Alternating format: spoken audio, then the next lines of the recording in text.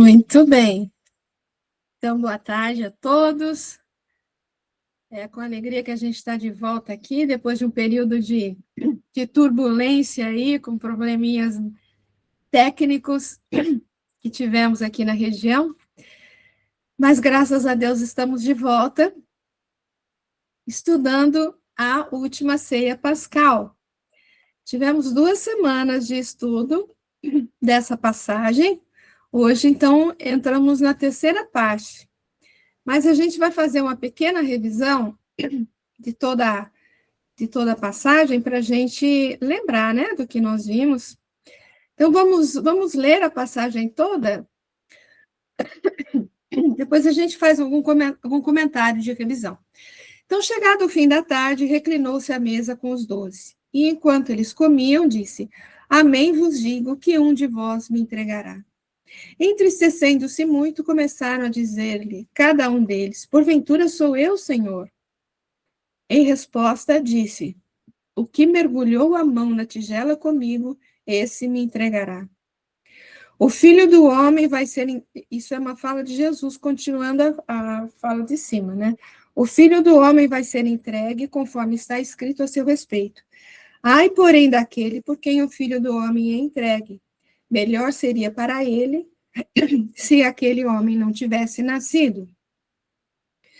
Em resposta, Judas, que o estava entregando, disse: Porventura sou eu, Rabi? Ele lhe disse: Tu disseste. Enquanto eles comiam, depois de tomar o pão e o abençoar, Jesus o partiu, deu aos discípulos e disse: Tomai, comei, isto é o meu corpo. Depois de tomar um cálice e dar graças, deu a eles, dizendo: Bebei dele todos vós, pois este é o meu sangue, o sangue da aliança, que é derramado por causa de muitos para perdão dos pecados.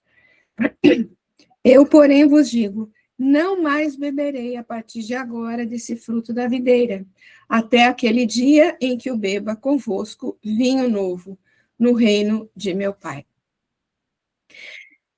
Então, voltando um pouco aqui ao começo,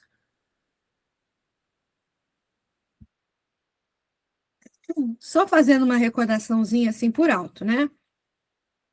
No 20 ali, chegado o fim da tarde, reclinou-se à mesa com os 12, a gente comentou a simbologia daquele fim da tarde, né? A gente lembrou o dia, simbolicamente, né? É um momento de luz, um momento de mais facilidades, onde você se locomove com mais facilidade, tem mais facilmente orientado, né? A noite já representa um momento de dificuldade, ausência de luz, tal. Então, fim da tarde seria um momento onde a noite vai chegar, né? Ou seja, vai chegar um período de certa dificuldade. O que a gente pode entender com isso para esse contexto, né? Jesus sabia que ele brevemente iria ser entregue, iria passar por todo o problema que a gente sabe que ele passou, né? Ele sabia que o momento estava próximo.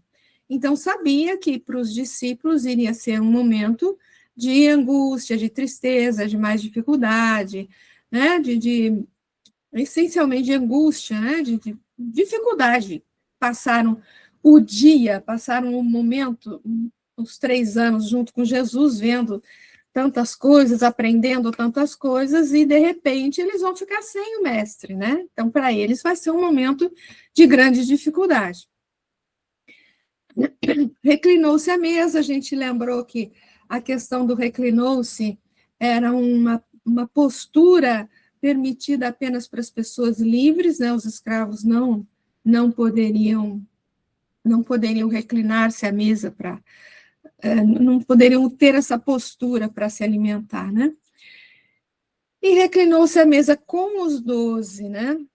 A gente comentou também que a refeição era um momento de grande intimidade com eles, né?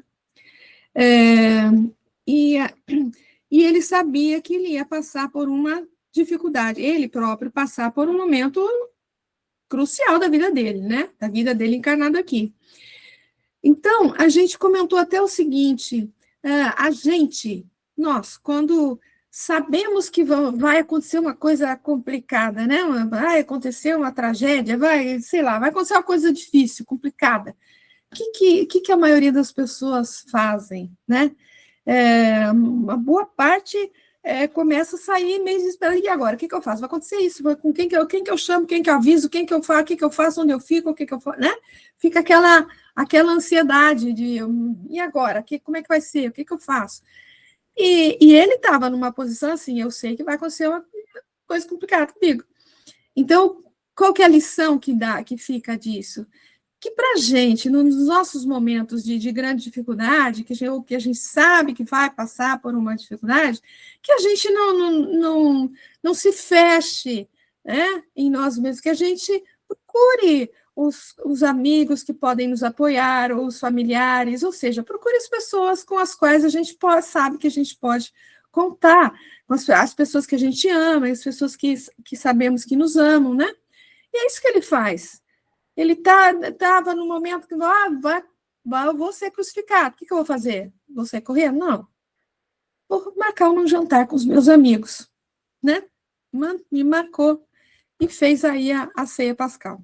Bom, enquanto eles comiam, amém vos digo que um de vós me entregará. Com essa frase de Jesus, a gente comentou a questão que é como se ele estivesse prevendo uma coisa ruim, entre aspas, complicada que iria acontecer, que alguém ia fazer uma coisa complicada, né? Um equívoco que alguém ia cometer, né? Então, é como se ele estivesse fazendo uma predição de uma coisa, de um equívoco, né? Então, a gente lembrou que a doutrina espírita nos auxilia nesse entendimento de que não existe um determinismo, uma fatalidade, ninguém encarna para fazer o mal. Ninguém encarna para fazer o mal. Né? Ninguém encarna com a missão de fazer o mal. Existe uma questão chamada livre-arbítrio. Muitos de nós vêm com certas tendências, com certos vícios, hábitos antigos, né? E que muitas vezes a gente persiste nesses hábitos, acarretamos aí o quê? Uma condição complicada e caímos novamente em equívocos, isso acontece. Entretanto, mesmo trazendo tendências complicadas, hábitos difíceis, existe uma coisa chamada livre-arbítrio que pode mudar a nossa condição, né? Depende apenas de nós. Então, quando ele fala que vai acontecer uma coisa complicada aí, que alguém vai entregá-lo, não é ele não está falando de de um determinismo, né? É que na condição dele, de espírito muito mais elevado que nós, né? Que tem condições que nós não temos, né?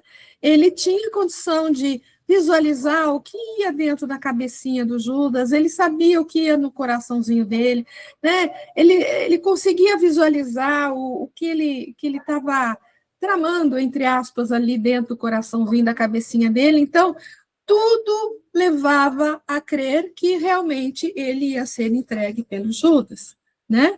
Então, não é um determinismo que veio, Judas não encarnou para fazer isso, né? Não é isso. Mas ele tinha algumas tendências que a gente até chegou a ver aí o texto do Boa Nova, falando da prepotência dele, do desejo da vaidade, desejo de poder, tal, né? Que acabou.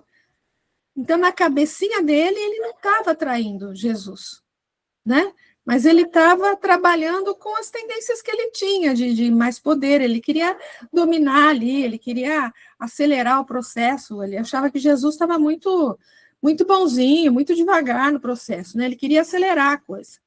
Bom, enfim, vamos lá. E no 22, entristecendo-se muito, começaram a dizer cada um deles, porventura sou eu, Senhor? A gente só comentou a questão principalmente desse entristecendo-se, como sendo assim, uma autoavaliação, né? O que eu estou fazendo? Será que eu estou fazendo alguma coisa que pode acarretar numa condição que vai vai cair nisso, vão entender como sendo uma traição, né? Então, eu estou fazendo alguma coisa que está errada, que não está certa. Então, é como que uma autoavaliação, né, do que cada um estava trazendo dentro do coração, né? E Jesus diz que o que mergulhou a mão na tigela comigo, esse me entregará. A gente viu que isso é praticamente uma expressão idiomática, né? O que mergulha a mão na tigela comigo é aquele que eu aceito, vamos dizer assim, para ceiar comigo, é aquele que eu aceito na minha mesa de refeição, porque a minha mesa de refeição é um momento sagrado para mim. Então, só sentam comigo as pessoas que eu realmente tenho intimidade, que eu tenho muita confiança, né? Então, aquele que mete a mão na tigela comigo, né, que era a expressão, é a pessoa que eu confio muito, é a pessoa que eu amo muito, né, que eu estimo muito. Então, é essa. E aí, no 24, quando ele coloca o filho do homem, ele se coloca aí como Messias, né? Mas ele fala filho do homem. E falando filho do homem, ele se coloca assim, na mesma natureza que nós outros. E a gente também, ou seja, ele deixa claro que nós, isso a gente entende também muito bem através da doutrina espírita, né? Que nós, como ser humano, temos ele tem a mesma natureza que nós. Então, se ele chegou a essa condição, nós temos também a condição de chegarmos no patamar que ele se encontrava, né? E essa questão, as duas últimas linhas, né? Ai, porém, daquele por quem o Filho do Homem é entregue, melhor seria ele não ter nascido.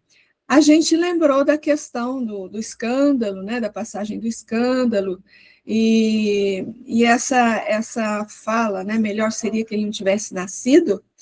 Por quê? Porque se ele comete um equívoco muito complicado, isso vai acarretar um resgate muito complicado, né?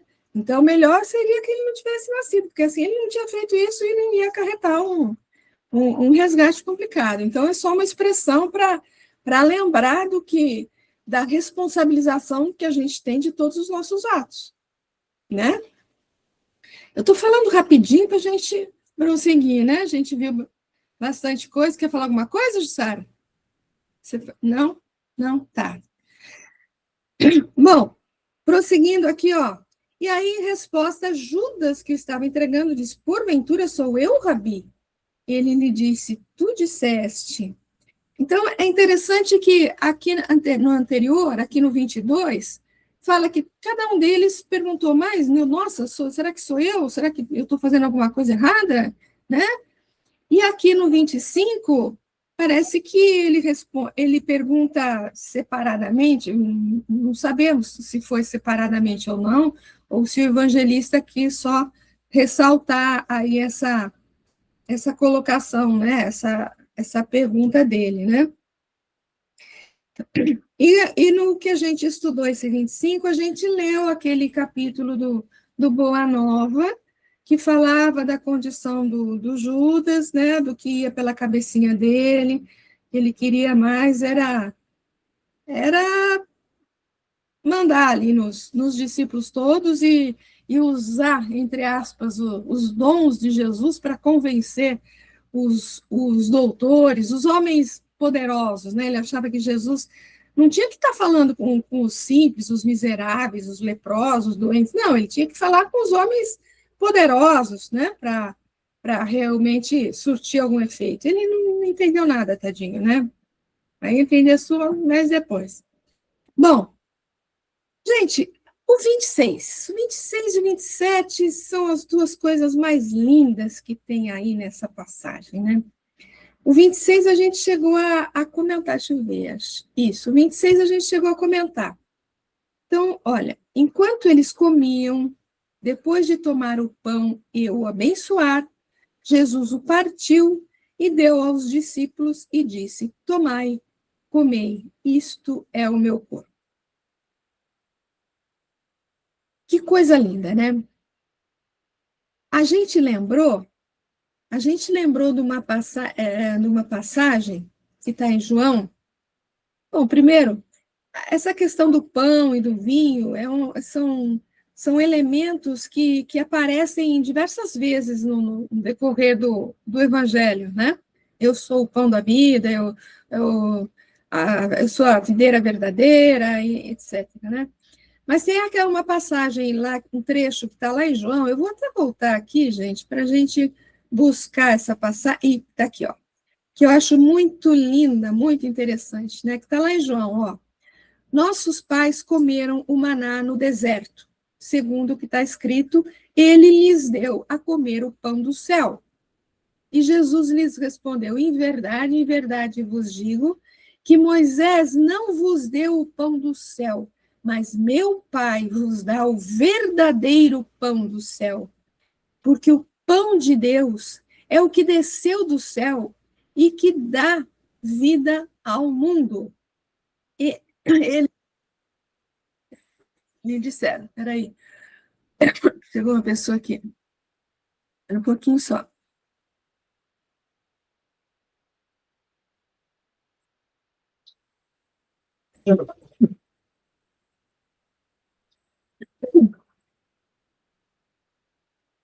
Eles então lhe disseram: Senhor, dá-nos sempre desse pão. Jesus lhes respondeu: Eu sou o pão da vida. O que vem a mim não terá mais fome, e o que crê em mim não terá mais sede. Então, ele se coloca como o pão da vida. Ele se coloca como o alimento espiritual para toda a humanidade, né? Olha que lindo que é isso, né? Ele se coloca como pão. Então, já que a gente está aqui, vou até ler de novo esse negócio aqui, que a gente já viu da outra semana, mas vamos ver de novo aqui, né? Então, ele se coloca como pão, né? Então, simbolicamente, podemos pensar no pão como algo mais sólido, mais concreto, mais palpável, e o vinho, que ele fala no versículo seguinte, né? Algo mais sutil. Ambos que são o resultado de um certo processo, a fabricação do pão e o processo a produção do vinho. Tudo tem um processo para chegar até eles, né? Quando ele fala tomai, comei, isso é o meu corpo, então, simbolicamente, né, com uma reflexão possível, podemos entender como a atuação dele aqui encarnado, a sua permanência, a sua vida aqui encarnado, né? Ele fala tomai e comei. Se cada fala, o ato de Jesus, a gente tem que tomar como um exemplo para a nossa postura de vida, então, tomai.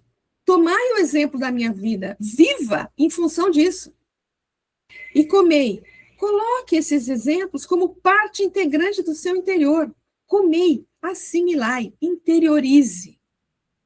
Acho bonita essa interpretação, gente. Agora, ele abençoou antes, lembra? Ele falou, ele abençoou o pão e entregou, né? Partiu e entregou. Se o pão representa a vida dele, é a vida dele que foi abençoada e ofertada. Como ele é nosso modelo, nosso exemplo, podemos encarar isso como uma orientação de que a nossa vida também pode e deve ser abençoada e ofertada. Ofertada, obviamente, porque sabemos que, estando aqui encarnados, tudo que fazemos ou vivenciamos provoca influências em quem está à nossa volta, assim como também sofremos essas influências. E como podemos fazer para que a nossa oferta, a nossa vida, seja igualmente abençoada? Como que a nossa vida pode ser um bom alimento e não um alimento deteriorado que vai prejudicar ou deturpar, desencaminhar os que estão à nossa volta? A resposta é quase óbvia. Se a nossa nutrição espiritual for boa, poderemos ofertar um nutrimento favorável a todos à nossa volta. Para que a nossa nutrição seja boa, temos que buscar boas leituras, boas reflexões, bons estudos, a gente sabe disso, né? Temos que buscar a nossa melhoria interna, buscar sublimar pensamentos, sentimentos, buscar trabalhar no bem, na divulgação do evangelho e na doutrina espírita. Ou seja, que possamos ser sempre que possamos sempre investir em nossa melhoria, né? Poderemos, assim, ser portadores de bons exemplos.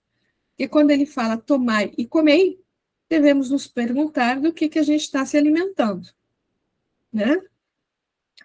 Bom, então, voltando aqui agora. Então, isso foi o que a gente viu aqui no 26. Agora vem o 27, a questão do vinho, né?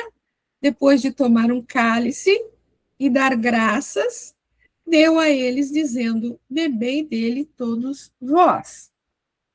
Então, é praticamente a mesma condição do pão e do vinho, né? Só que o pão é uma coisa mais concreta, mais palpável, que a gente pode... Mais palpável, vamos dizer assim. E o vinho é alguma coisa que foge da mão, né? A gente não consegue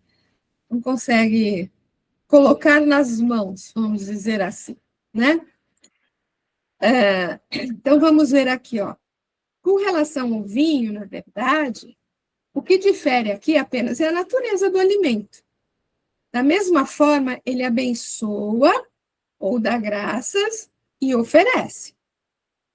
São várias as passagens do Novo Testamento que aparece a questão do vinho, né? Tem a parábola dos trabalhadores da vinha, videira verdadeira, a conversão da água e do vinho, e não podemos esquecer lá do prolegômenos. Lembra que tem a cefa lá da videira? E aí os espíritos explicam para Kardec que nós temos ali um elemento, um símbolo do progresso espiritual. As uvas que, passando pelo processo de maceração, representando todas as dificuldades que podemos enfrentar, chega à condição de vinho. Então, o vinho remete ao elemento espiritual, porque tudo que é material, que eles conheciam ali com o tempo, vai se desgastando. E o vinho não. O vinho passa essa ideia que, com o passar do tempo, não se deteriora. Pelo contrário, se aprimora. O vinho tem essa lógica inversa. Com o tempo, ele se melhora. Por isso que, sabiamente, né, os espíritos escolheram esse símbolo, né, para colocar ali nos prolegômenos do Livro dos Espíritos. Vocês lembram, né, que tem essa, essa figurinha lá? Jussara, você levantou a mão, é isso? Fala, querida.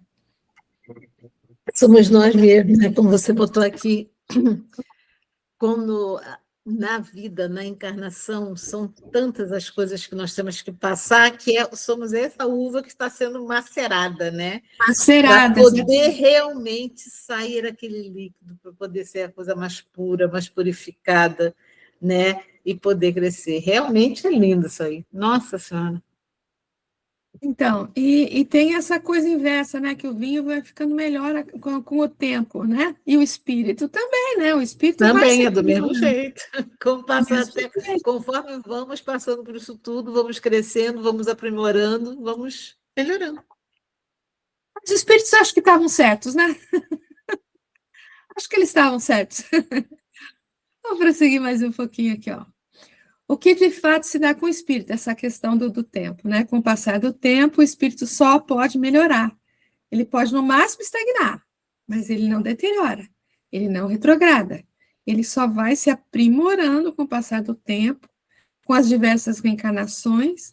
Por isso, essa associação que eles faziam do vinho com o elemento espiritual. Então, entre as ofertas de Jesus na Santa Ceia, tivemos o pão, algo mais concreto, mais sólido, e agora temos o vinho, mais fluídico, menos denso, digamos, menos material, que podemos comparar simbolicamente ao ensino de Jesus. Então, a gente é uma das maneiras da gente encarar isso, tá? Então, o pão como sendo... Porque ele divide, né? Ele entrega o pão e ele entrega o vinho, né? Então, uma interpretação, né? Que o pão pode representar.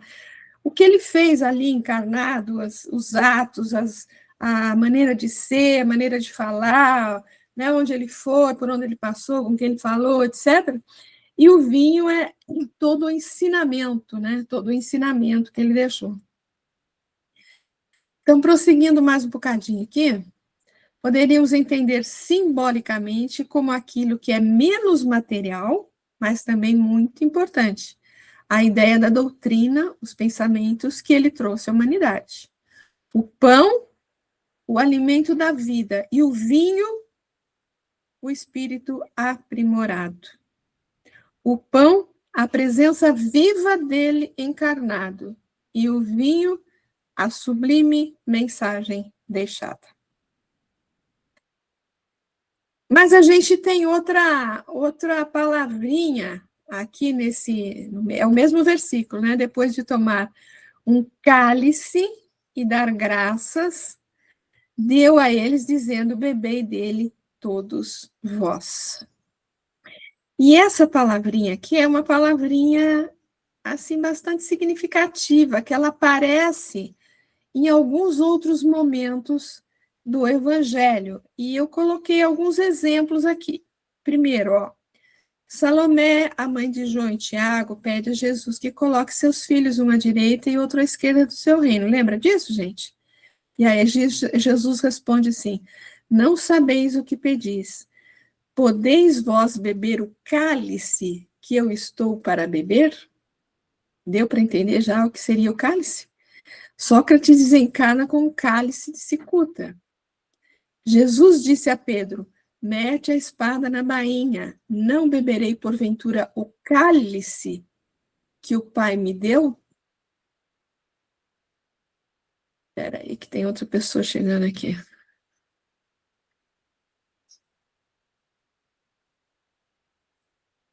Outra. Adiantando-se um pouco, prostrou-se sobre o seu rosto, orando e dizendo, meu Pai, se possível, passe de mim esse cálice. Todavia, não seja como eu quero, e sim como tu queres. Deu para sentir o que significa, qual a simbologia dessa palavrinha? Né? Então, ele falou assim, como é que ele falou? Ele falou assim, depois de tomar um cálice e dar graças, deu a eles, dizendo, bebei dele todos vós, bebei dele todos vós. Então, o cálice vai representar, assim, aquela coisa difícil que você tem que passar, aquela coisa, aquele testemunho mais complicado. Na verdade, todos nós, cada um tem o seu cálice. Né? Quando a gente faz o nosso planejamento reencarnatório, provavelmente eles falam para você, ó, você tem esse cálice, esse e esse para você tomar lá, tá? Às vezes a gente aceita e toma. Às vezes a gente se revolta e fala, não vou fazer isso, não vou fugir, né? Então a gente porque o cálice, apesar de ser uma coisa difícil de passar, é uma coisa que vai provavelmente propiciar o seu crescimento, a sua evolução. Então, se você deixa de tomar esse cálice, você está deixando o seu crescimento para depois. Você está abrindo mão do seu crescimento.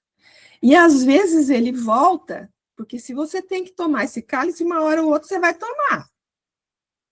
E, às vezes, quando ele volta mais amargo. Ele volta mais difícil. Né? Então, o importante ali, né, para nós, é entender que esses cálices aparecem na nossa vida e que a gente tem que ter o entendimento né, a resignação, a aceitação de entender que aquilo, com certeza, de uma forma ou outra, vai me propiciar um degrauzinho a mais. Fala, minha flor. Poderia também ser a questão das nossas atitudes referente ao nosso livre-arbítrio, situações que a gente acaba se colocando, seria esse cálice também, que causam problemas, quer dizer, a responsabilidade é nossa, né? A gente tem que assumi-las. Seria também? Com certeza, né? Com certeza. São os cálices, porque se a gente toma uma atitude que vai acarretar alguma dificuldade para o outro, vamos dizer, um cálice para o outro, né? a gente vai ter essa responsabilidade. E vai vir um cálice referente a isso, mais para frente. A gente sabe disso, né? A doutrina espírita ajuda a gente a entender isso. Então, vamos ler um bocadinho aqui, o que tem aqui? Ó, então, vamos entendendo que o cálice pode representar aquele testemunho mais forte, mais difícil, mais profundo, que pode ser uma prova, uma expiação, mas que é desafiador, que será certamente amargo, que será difícil de ser tragado, mas que se torna preciso encarar esse cálice nessa jornada. Então, a simbologia desse cálice é aquilo que é difícil de ser tragado, mas que cedo ou tarde, se quisermos de fato avançar, é preciso passar pelo cálice e, de fato, tomá-lo, ou seja, beber desse cálice. Nós temos primeiramente Jesus dizendo, se possível, passa de mim esse cálice. Ele fala, né, se possível, passa de mim esse cálice. E aqui ele manda todo mundo tomar. Que história é essa, né? Ele fala, ele está querendo fugir? Não, ele não está querendo fugir porque ele fala, mas seja feita a sua vontade, né? Se eu puder ficar sem, tudo bem, mas se não puder, estou aqui, estamos juntos, né? Então, veja.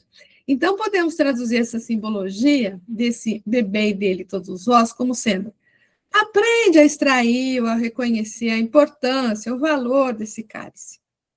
Entenda que se aparecer um cálice amargo na nossa frente, não nos revoltemos, pois de alguma forma, que tantas vezes não reconhecemos no momento, ele trará grande proveito para o nosso crescimento espiritual. No momento, às vezes, na maior parte das vezes, a gente não acha, né? A gente não entende, mas... E quando ele fala para Simão Pedro, lembra disso? Para onde eu vou, não podes me seguir agora, mas depois me seguirá? Lembra ele falar isso quando Simão fala, não, para onde você vai? Eu vou junto, estou contigo até o final, né? E ele fala, não, para onde eu vou, você não pode ir agora, mas depois você vai. Então, a gente pode entender o quê? Ah, meus amigos, agora vocês não estão totalmente preparados, mas chegará o dia em que o cálice vai aparecer para vocês. E aí, então, estarão preparados, estarão prontos, porque a gente sabe que Jesus não oferece um cálice amargo enquanto não estivermos preparados para ele, né? Então, quando ele conversa lá com o pessoal, né? Ele sabia da condição espiritual de cada um, né? Então, ele sabia Por isso a resposta dele para Salomé. Exatamente. Então, ele sabia que, naquele momento, eles estavam ainda em aprendizado, apesar de Jesus estar praticamente se retirando ali já, né, da terra, né? Eles estavam em aprendizado, mas o aprendizado ia prosseguir, eles iam se fortalecer muito mais com o trabalho, e Jesus ia ressuscitar ainda ia, né, ainda ia ter muito chão ainda aí, né? Mas vamos prosseguir mais um bocadinho aqui. E no versículo tem um detalhe, né, que fortalece isso. Bebei todos vós talvez pudessem me entender. Preparem-se, porque agora vem o pão mais substancial, testemunho mais rico, de valor espiritual. Da mesma forma que vocês estão tomando esse cálice aqui, entendam que o cálice que eu vou tomar daqui a pouco é o cálice que vocês vão precisar aprender a beber. Cada um de vocês vai acabar tomando a sua cruz, tomando seu cálice mais para frente. Todos eles, né, na verdade, mais para frente acabaram. Só João, né, que morreu de idosmos, né? E aí, ó, quando ele fala todos vós, a gente também tem que lembrar que nós estamos incluídos, né? O todos inclui todos, né? E nós somos e nós estamos aí, né? Cada um tem o seu cálice, a sua experiência amarga. Pode ser uma prova, uma luta, uma dificuldade, uma incompreensão, uma enfermidade, pode ser muita coisa, né? O que nos cabe é aprender a reconhecer o valor dessas experiências e não se revoltar. Buscar a melhor maneira, a resignação, buscar a melhor maneira de de tomar esse cálice e, enfim, né? O verdadeiro discípulo será aquele que vai se esforçar por reconhecer o valor e extrair o máximo do cálice. Mas corações mais imaturos, muitas vezes, vão fugir do cálice. Isso vai representar um adiamento no processo evolutivo. E quanto mais ele for adiado, talvez fique mais amargo, que a gente já comentou, né? Todos temos o nosso planejamento reencarnatório, que normalmente inclui alguns cálices. Fugir deles é fugir da nossa evolução. Muitos podem dizer, mas eu não sei quais foram minhas falhas pretéritas para trabalhá-las. Olha que interessante isso aqui. O que é fácil de fazer dá a ideia de que já foi assimilado, que a gente faz sem revolta, com alegria e sem muito esforço. Agora, o que é mais difícil de fazer é o que ainda não foi incorporado em nosso espírito, né? Aquilo que você tem dificuldade de fazer, vamos dar um exemplo. Ai, eu tenho uma dificuldade de perdoar. Pronto, tá aí o que você precisa trabalhar. Ai, eu tenho uma dificuldade na paciência. Pronto, tá aí a dificuldade. Tá aí o que tem que trabalhar, né? Então, a gente fazendo, é o Santo Agostinho, né? A gente fazendo realmente uma análise corajosa, honesta, né? Das nossas ações, dos nossos pensamentos, sentimentos, a gente sabe, a gente chega à conclusão, né? E como todos eles, todos nós temos os nossos cálices, das mais diversas formas, nosso momento de testemunho. E como diz Emmanuel, o testemunho é sempre solitário, é teu e de ninguém mais. Mas tenhamos certeza de que nunca estaremos realmente sozinhos. Teremos sempre o apoio do alto e, mais ainda, estaremos prontos, preparados, fortalecidos, pois Jesus não nos oferece um fardo que não sejamos capazes de carregar. E só um pedacinho aqui de um trecho lá do Emmanuel, do livro Caminho, Verdade e Vida, né, do capítulo 71. Diz assim, olha, ele comenta isso, e vos acontecerá isso para testemunho. Quando o mestre convida alguém ao seu trabalho, não é para que chore em desalento ou repouse em satisfação ociosa. Se o Senhor te chamou, não te esqueças de que já te considera digno de testemunhar. Então, olha, o testemunho só vem porque Jesus confia em você, porque você já cresceu o suficiente e já alcançou um nível evolucional que lhe é permitido sorver esse cálice. Considere-se, pois, honrado pela oportunidade que Jesus te deu. Você é digno de testemunhar. Eu achei fantástico isso. Você é digno de testemunhar. Ele não te dá um negócio que você não consiga passar, gente, de jeito nenhum. Ele conhece a gente muito melhor do que a gente próprio, né? Então, se ele oferece alguma coisa, é porque ele está confiando em você, é porque ele sabe que você consegue. Ele sabe que você é digno de testemunhar. Agora, tem uma coisa que eu gosto de falar sempre, né? Quando fala em testemunhar, né? Parece que a gente tem que ser crucificado também, né? E não é isso, né? Ninguém vai ser crucificado mais, né? Fisicamente, não, né? Mas, mas assim, a gente dá o nosso testemunho nas pequenas coisas, né? Às vezes o testemunho é grande, o cálice é amargo, sim, muitas dificuldades sérias que a gente passa, mas a gente dá o nosso testemunho também com os familiares em casa, com os amigos, com alguém no meio da rua, no supermercado, na farmácia, sei lá, e no centro espírita, em todos os lugares que a gente passa, da maneira como a gente se relaciona com as pessoas, né? Como você trata os animaizinhos, a natureza, né? Enfim, toda a tua maneira de ser, você está testemunhando, né? Está testemunhando. Algum comentário, alguma coisa? E a gente passa para o outro. Silviazinho, querida, agora que eu vi que você está aí, desculpa. Seja bem-vinda.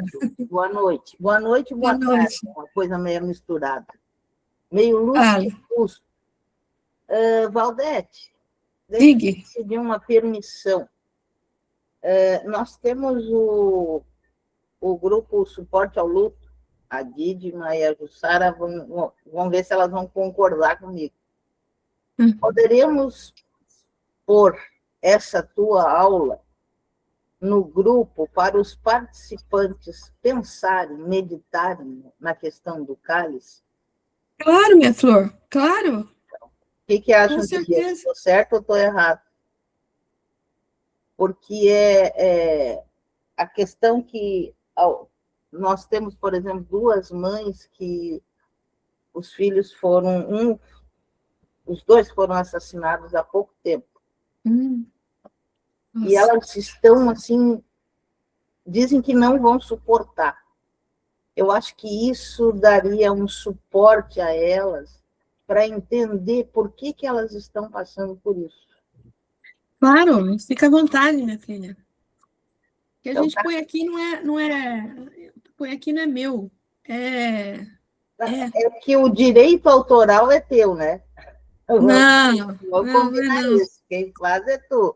Então, eu tenho que pedir a permissão.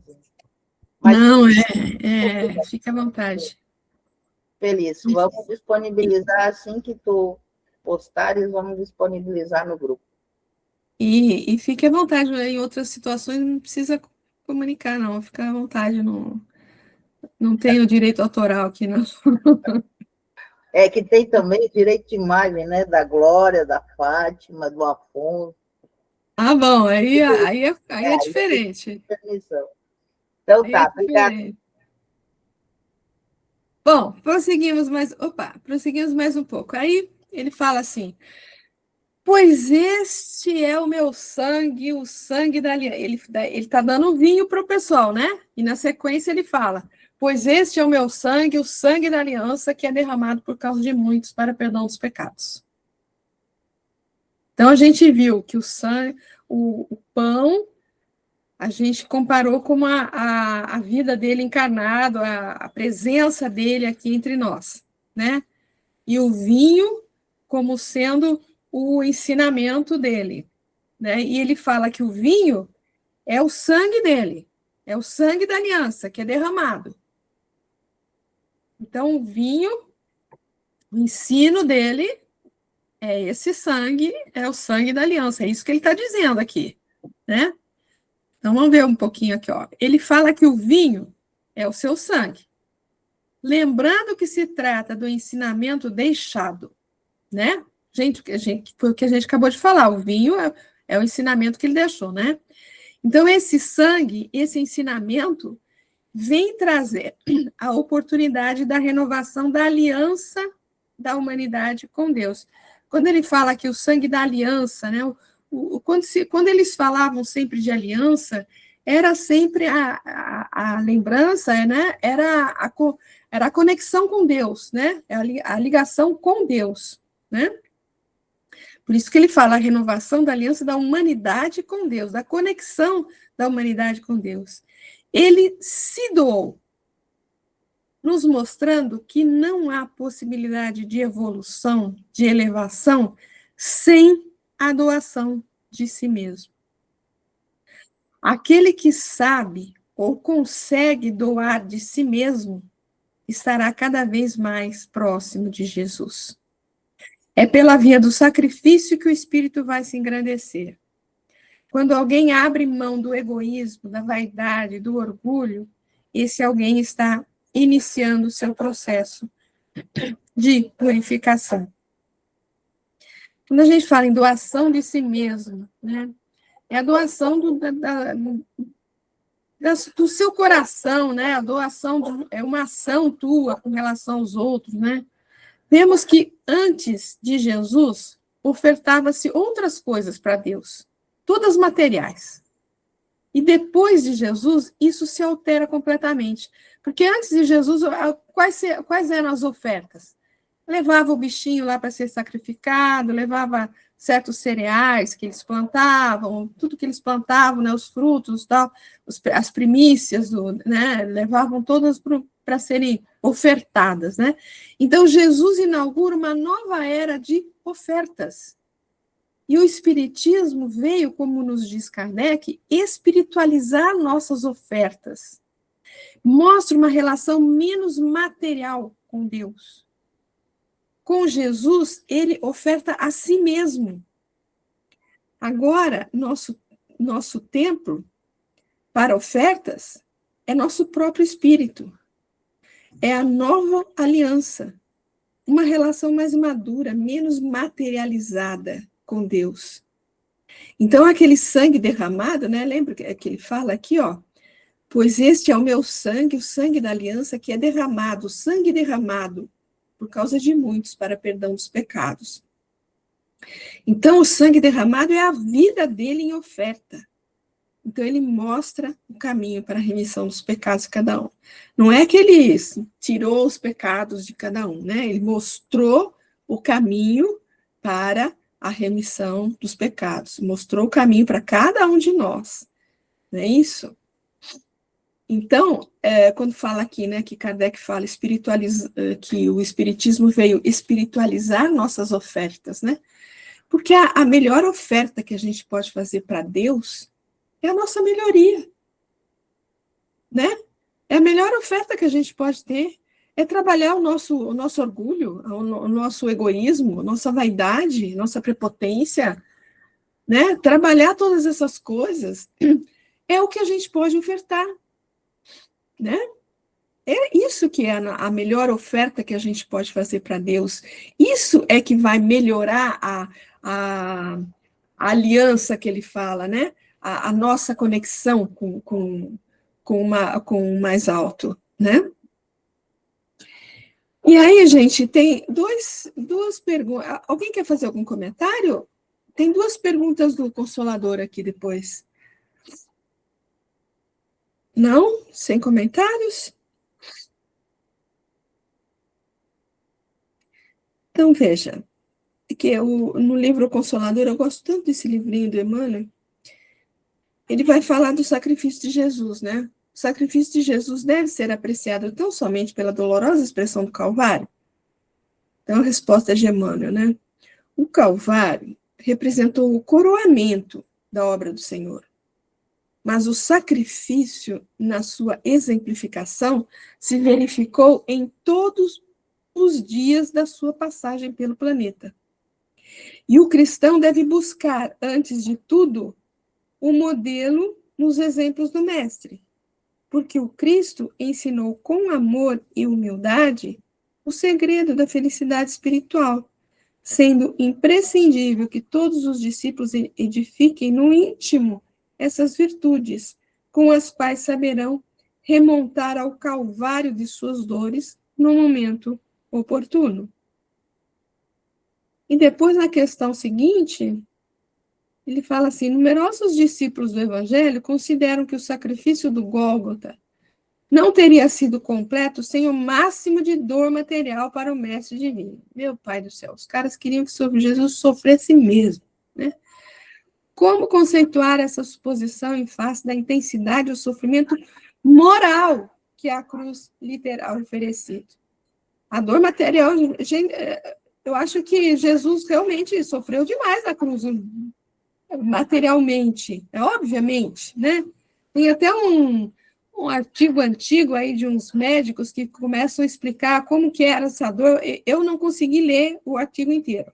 Eu não consegui. A hora que eu comecei a ler, que eu vi o que era, falei, estou fora, não consigo ler.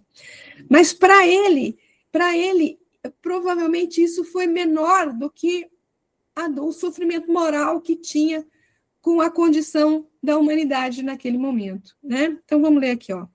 A dor material é um fenômeno como o dos fogos de artifício, em face dos legítimos valores espirituais. Ele quer dizer, a dor, você sente a dor, mas a dor acaba, a dor física, né? Sente aquela dor naquele momento, mas ela acaba. Agora, o sentimento moral, ele não acaba assim, que nem a dor física, ele não acaba. Então, homens do mundo que morreram por uma ideia, muitas vezes não chegaram a experimentar a dor física, sentindo apenas a amargura da incompreensão do seu ideal. Imaginai, pois, o Cristo que se sacrificou pela humanidade inteira, e chegareis a contemplá-lo na imensidão da sua dor espiritual, augusta e indefinível, para a nossa apreciação restrita e singela. De modo algum poderíamos fazer um estudo psicológico de Jesus. Lógico que a gente não teria condição, né? Em sua exemplificação divina, faz-se mistério considerar, antes de tudo, o seu amor, a sua humildade, a sua renúncia pela humanidade inteira. E agora, praticamente para finalizar, a gente tem um texto aqui do Emmanuel, mas vocês querem fazer algum comentário? Não? Estão muito caladinhas hoje, hein? Muito caladinhas. Vamos lá. Vai, fala, Fatiminha. Não, eu nunca tinha estudado lá. Eu nunca... Tá baixinho, gente? Tá ouvindo? Não, estou ouvindo. Eu nunca tinha estudado a última ceia pela doutrina. Ah, Então, para mim está sendo assim tão claro. Só queria dizer isso mesmo, que está abrindo assim umas coisas. Nunca tinha pensando. no catolicismo há milhares de anos atrás, nunca tinha estudado mesmo, entendeu? Olha, eu preciso aqui reconhecer, né, que eu tenho esse estudo aí, graças ao nosso amiguinho Arthur Valadares, porque eu fazia parte do estudo dele, né, do NEP Paulo de Tarso, que é o grupo dele, né, e eles fizeram, há um tempo atrás, estudo dessa passagem, né, então, aí foram as anotações que eu fiz, né, então, graças ao nosso querido amigo lá. Gente, para finalizar não, quase finalizar, a dádiva difícil. Porque ele estava falando aqui do testemunho de Jesus, né? A maior dádiva que ele deu, ele se deu, né? Então, vamos ver, ó. Não avançarás ao longo do caminho sem doar algo de ti mesmo. Aqui é um companheiro que te roga assistência fraterna, ali é o desconhecido que te pede arrimo e esperança, agora é o amparo aos desvalidos, depois é o socorro aos enfermos. Então, sempre aparece alguma coisa para a gente poder auxiliar de alguma forma, né? A maneira da embarcação que distribui os valores, de que se enriquece, espalhará, seja onde fores, os bens que o Senhor te confia. Quer dizer, de alguma forma você pode espalhar bens por toda essa parte aqui. O pão, a moeda, o agasalho são recursos da terra em tuas mãos. Na verdade, o pão, a moeda, o agasalho são as coisas mais fáceis, gente. É lógico que às vezes a gente tem dificuldade financeira, fica difícil, né? Mas, assim, materialmente é mais fácil de fazer. Vamos prosseguir. Fácil será sempre mobilizá-los e estendê-los. Atenta, contudo, para a dádiva difícil, aquela que sai do coração. O próprio sacrifício em favor dos outros. É a plantação de felicidade no ambiente em que respiramos. Aprende a calar para que o teu irmão fale mais alto. Esquece as ofensas alheias, compreendendo que poderiam ter sido perpetradas por ti próprio. Apaga-te para que a luz do próximo seja vista. Dá de ti mesmo em humildade, paciência, brandura, abnegação e amor. Essas são coisas mais difíceis de fazer. Jesus, transmitindo as bênçãos do céu de que se fazia portador, era o médico providencial dos sofredores na região em que se mantinha. Mas aceitando o supremo sacrifício de si mesmo na cruz, converteu-se em divino benfeitor da humanidade inteira.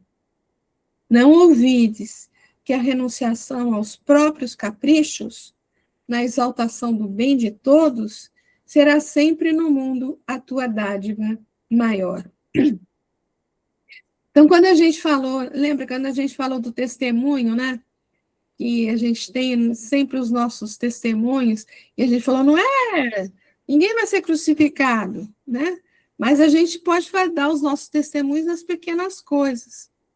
E a gente pode dar as nossas, são as dádivas que a gente consegue fornecer, como ele está detalhando aqui nesse texto, né?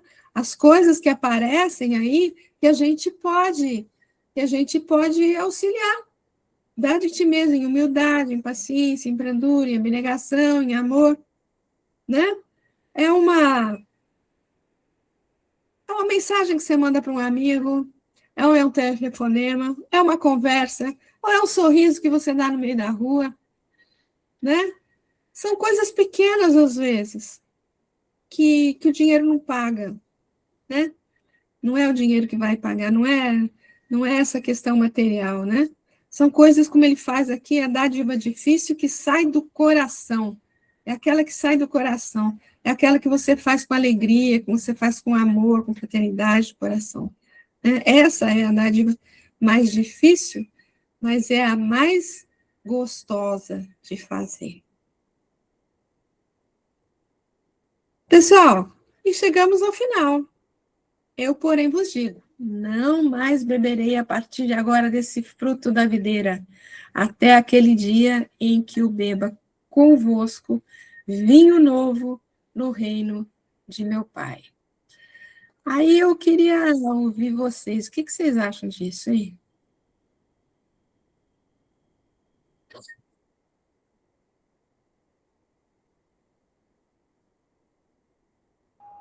Até o dia que a gente consiga entender todas as nossas dores e superá-las e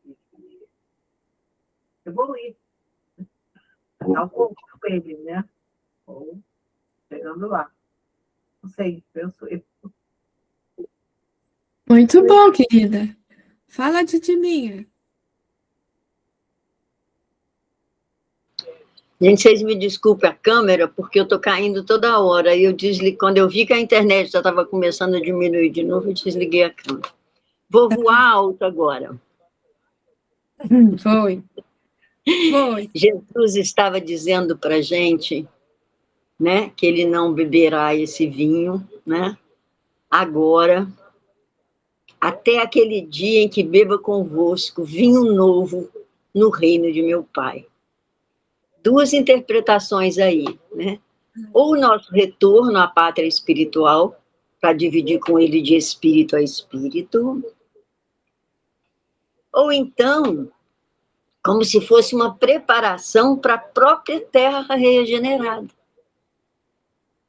Falei que eu ia voar alto. Né?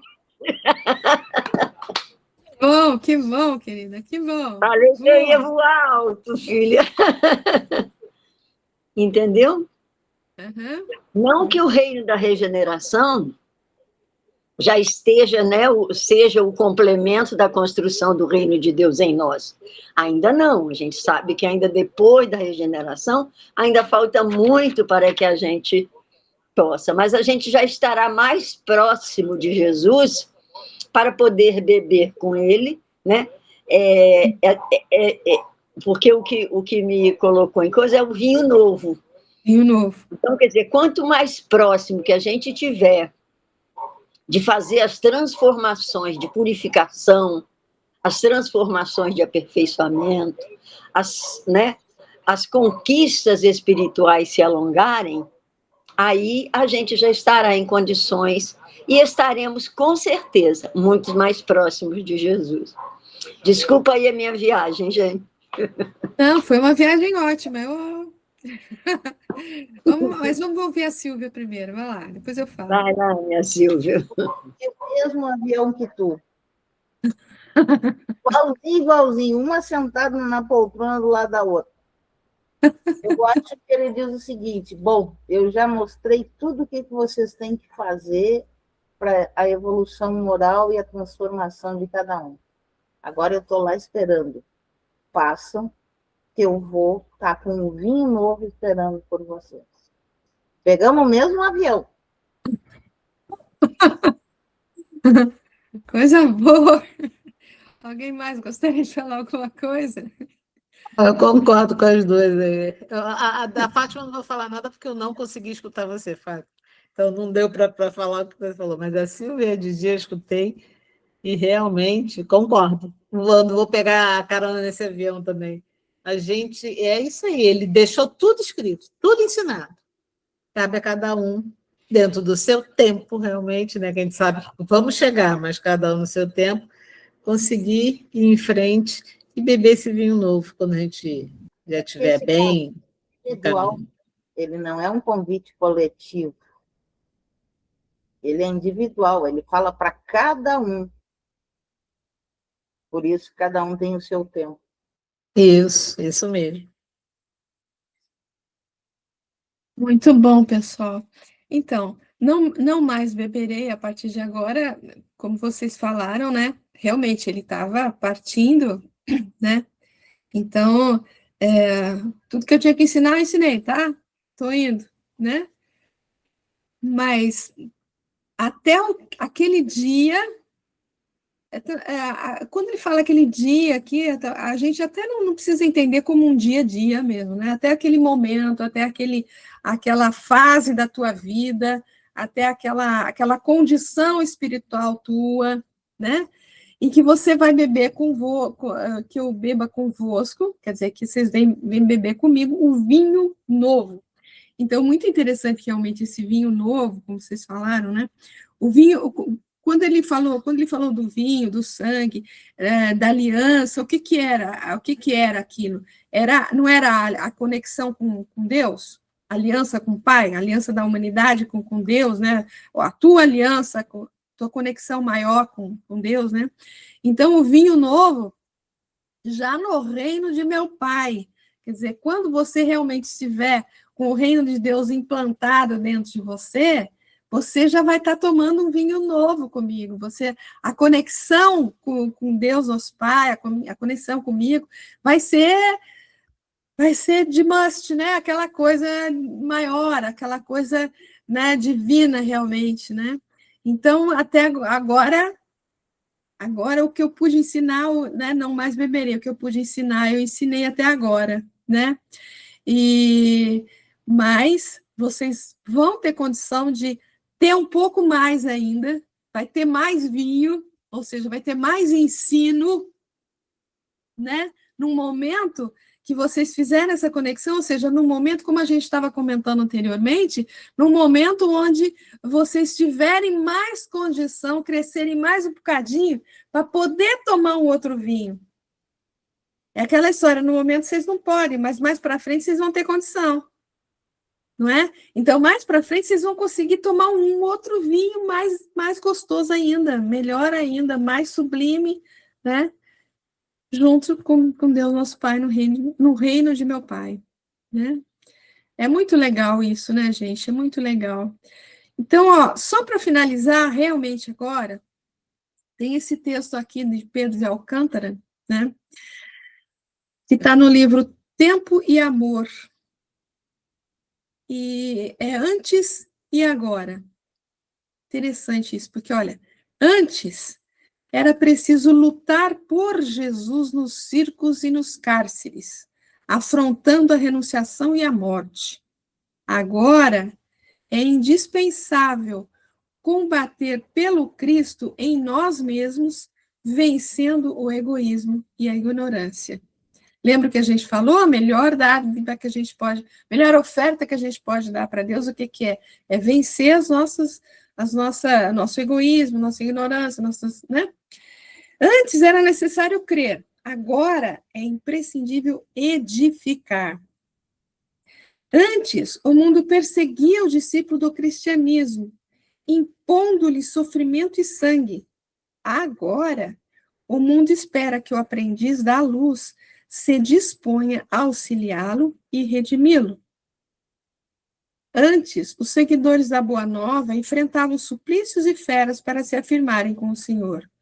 Agora, pelejam na própria carne para alcançar a perfeição. Antes, a gente sofria ali nos suplícios nas férias, né? Agora a gente é um sofrimento aqui, o combate, o bom combate, né? O combate interior aqui. Antes, o benfeitor inesquecível recomendava: ide e pregai. Agora, o celeste emissário, por milhares de vozes que descem da altura, proclama solene: ide e exemplificai. Antes o programa, agora a realização. Filhos do Evangelho, não temamos. O Mestre ressuscitado vem de novo às assembleias dos continuadores de sua obra de redenção humana, reiterando-nos a promessa de que permanecerá conosco até o fim dos séculos. Caminhemos servindo, armando o coração de humildade. Antes, o amor infinito a sustentar-nos, agora, o infinito amor a soerguer-nos. Cristo avança, Cristo reina. Ave Cristo. Eu achei lindo esse texto, gente. Achei lindo demais. Achei lindo demais. Tem nem palavras, Val. Tenho nem palavras para dizer. É muito lindo, né, gente? E a gente encerra aqui, viu? Encerra aqui. Aí depois a gente vai prosseguir. E aí sim a gente vai entrar no sermão do cenáculo, que é o nosso grande objetivo para esse ano. Tá? Aqui tá uma data errada, porque a gente teve vários dias aí de... Mas aí a gente prossegue semana que vem e agora começando o novo mandamento. Se vocês quiserem só ter um gostinho, né? Só para a gente ler aqui, ó. Desse modo, quando ele saiu, disse Jesus: agora foi glorificado o Filho do Homem e Deus foi glorificado nele. Se Deus foi glorificado nele, Deus também glorificará a si mesmo nele e o glorificará imediatamente. Filhinhos, ainda por um pouco estou convosco. Buscareis a mim e, como disse aos judeus, também vos digo agora que, para onde eu vou, vós não podeis ir.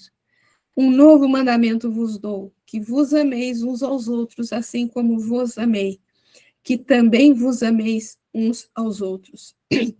Nisto todos conhecerão que sois meus discípulos, se tiveres amor uns aos outros. Então é isso que a gente vai começar a ver a semana que vem. Preparem seus corações, porque João não é fácil. João não é fácil. Mas, pessoal, muito obrigado.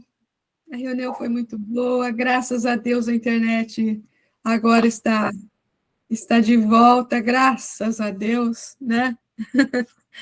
E então, se Deus assim o permitir, semana que vem a gente está de volta, estudando aí o novo mandamento, João 13, 31 a 35. Grande beijo no coração de todos, fiquem com Deus.